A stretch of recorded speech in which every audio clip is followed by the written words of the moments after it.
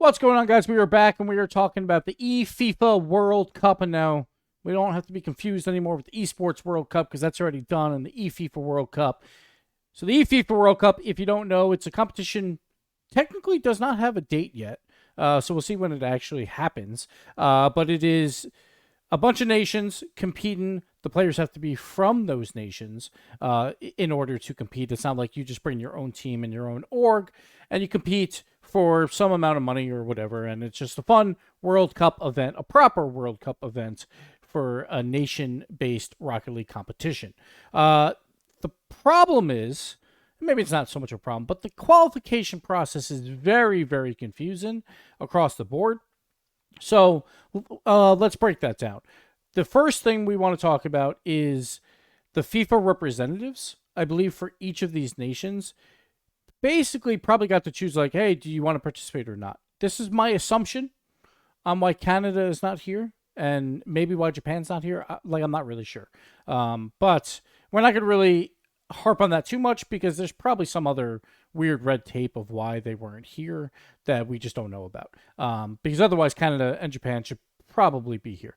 But let's talk about the qualification process and what I think it should be and what it is and what it is for different countries because every country is different. It's very confusing. So let's get into it. So this is basically an article from FIFA themselves about how the qualifiers will work. So basically, member associations, that's the key thing here. Is you can't see my mouse, but you see it right there, member associations. Basically, they get to choose how they want to do it. Now, I'm going to be frank, and I tried to check up on this like last Thursday.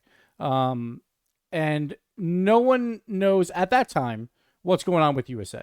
I even tried to like request like, hey, I would love to help you organize, pick your USA team. I feel like I have enough credits for that, right? But it was very difficult to actually find the person involved from the USA side to ask that question. So if anyone knows, feel free to shout them out and be like, hey, Gibbs wants to help you out. But so as of right now, no idea what's going on with USA. And from my understanding, at least as of last Thursday, players did not know either. So we'll see how it all goes. But basically, member associations can choose how they want to do it. They've probably done some progress with most of these nations because they probably already know what they want to do, hopefully. And hopefully they got some Rocket League people to help them decide on how to do it. But let's get into it. So where to start? Here's your countries. You got them all. 16 countries. Probably the outliers here are probably Turkey, maybe Chile, but maybe Portugal, I guess.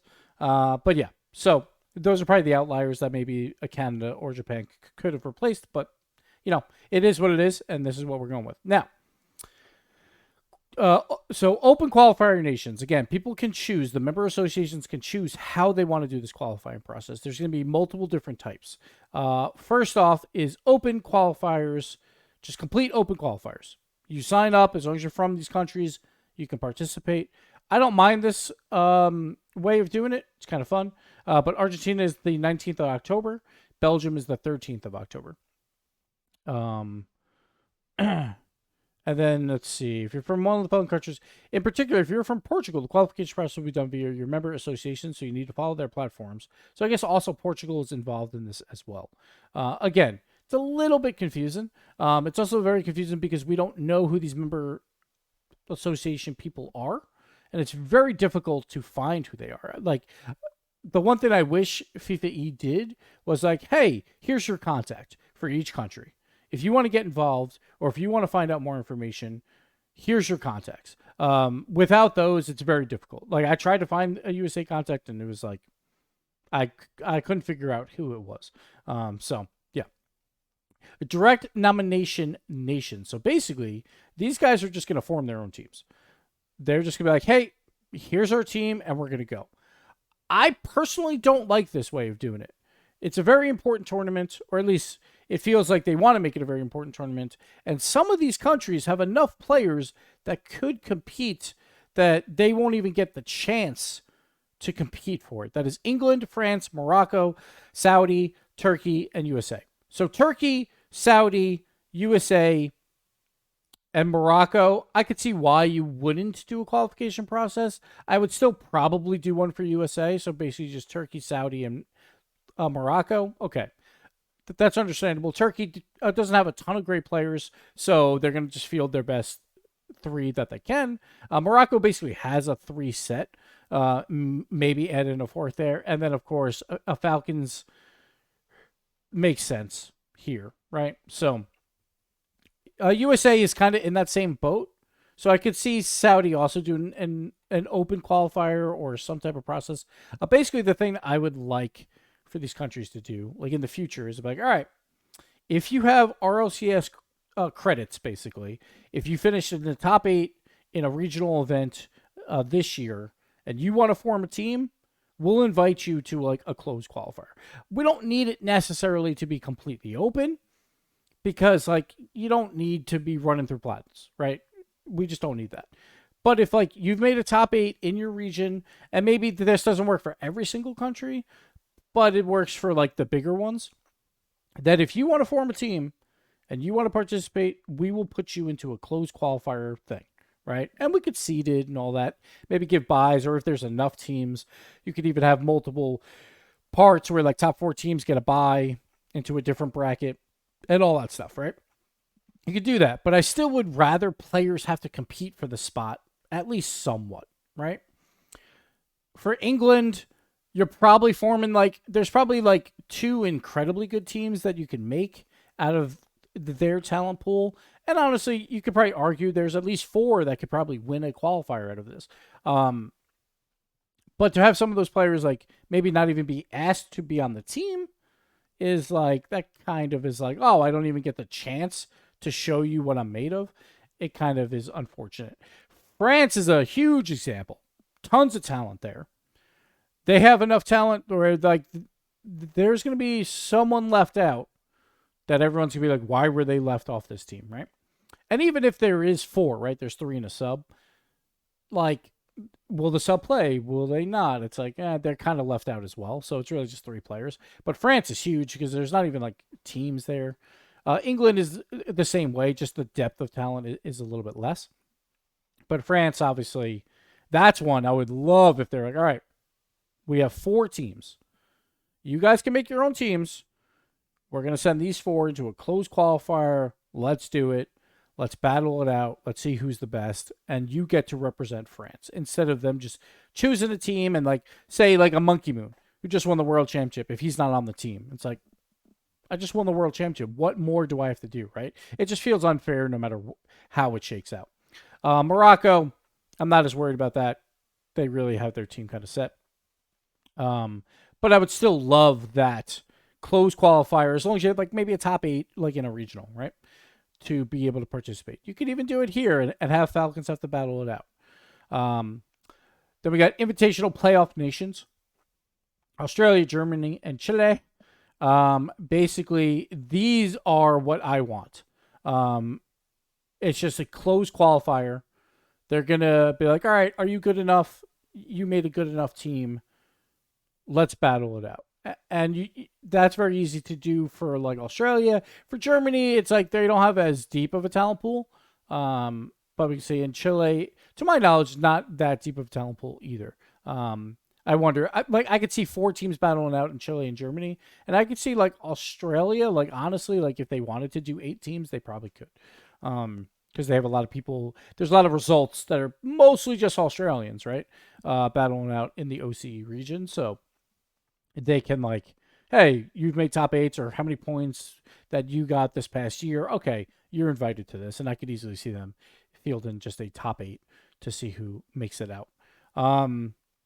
Open qualifiers mixed with invitational playoffs. I don't mind this either. I kind of like the idea of, one, it's fun to just have open qualifiers, but maybe you do it like only like 1 team comes out of open, right, and joins all these invited teams. For this purpose, they do day 1's an open qualifier, while 4 teams are directly invited to day 2. So 4 of the top teams in Brazil, South Africa, and Spain will be invited. Top 4 joined by, I believe, 4 others. Yes, 8 teams in the final bracket of however they do it. I like this. like either invitational playoffs or you throw in a little bit open qualifiers too. So in case someone really does feel like, oh, I got completely shafted, I couldn't form the best team, but I'm still a great player, and I think I can still win with these guys. I think an open qualifier, like it depends on how many teams are in each closed qualifier or like the invitational. Then you would field until you had 8, probably, right? So I really like this system. Brazil, South Africa, and Spain. We'll see how that plays out. But yeah, I think I would have much preferred like either the invitational playoff, like if they don't want to go crazy, because again, this is done by the member associations. I don't know exactly like how much experience they have running tournaments, or will they acquire people to run these tournaments? Again, haven't heard a lot from the USA side of things, probably because it's a direct invite. But like I could see if like, we don't really want to run anything crazy, then okay, I could see you doing an invitational playoff. If you want to run something even more crazy, and maybe like here's where I think like Epic should probably get involved maybe a little bit more, is like, hey, we'll help you run open qualifiers for all these countries. And then you can have your invitational teams in there as well, just to get more people playing the game. It's always fun. Tournaments are fun. Like I literally was just in just a ranked tournament in hoops right before I made this video. And even that is exciting, right? Like we made the finals, we won it in game 3. And sure, it wasn't for anything, but players like to experience competitive games when everything's on the line, right? Even if they're not that good, they still want to do it because it's fun to do. So we'll see how it all plays out. But yeah, so that's how all the countries will be doing it. What do you think is the best way to do it? And if you want to put down your teams for like maybe a France, maybe a USA, like I'll give you a quick team here for USA. I think honestly it should just be G2 with LJ. That would be like if I had the choice, I'd be like, yo, Coach Sathu, the first thing I would do is contact him. But like, here's what I'm thinking: G2 and LJ. Do you agree? He'd probably be like, yeah, that's great. The only other thing I would probably do is make sure that they all play a little bit, at least in the early parts, right? Just because it's like, I get the tournament's important, but at the same time, you're playing for USA. Like, give them some time, right? Like, give them some time on the field. So that's probably what I would do. Maybe I'm a little bit too nice. I don't know, but that's what I would do. So let me know what your teams are. Maybe for the super regions like France, maybe in England, has a couple question marks there. And if you want to give USA, I think most people are going to say G2.